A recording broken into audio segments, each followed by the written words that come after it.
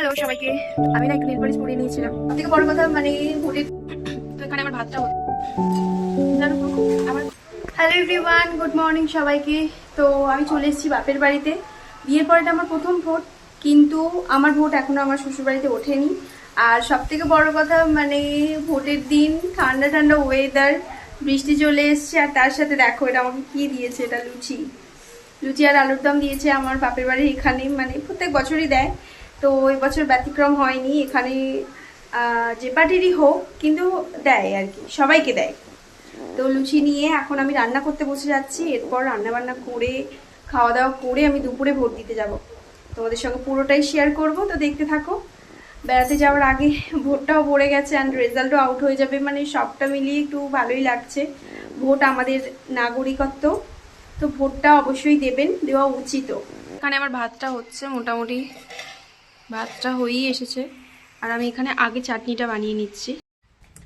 জানো তো মানে আমার হাতের চাটনি খেতে আমার বাবা, আমার দাদা আর আমার শ্বশুরবাড়ির লোকজন ভীষণ পছন্দ করে।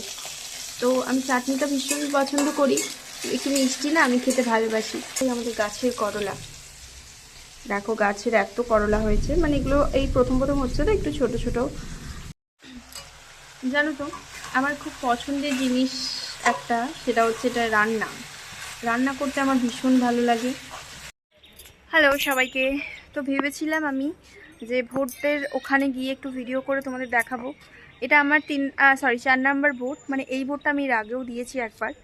তো ফাইনালি ভোট দিয়ে চলে এসেছি। অ্যান্ড এই দেখো ভোট। আমি না একটু নেল পলিশ পরিয়ে নিয়েছিলাম, কারণ সামনেই বেড়াতে যাওয়া, এবং যদি ভালো না লাগে তো। আর তোমাদের বলি যে আমি বাপের বাড়িতে এসেছি, এবং বাপের বাড়ির পরিবেশটা তোমাদের জাস্ট একবার দেখাই।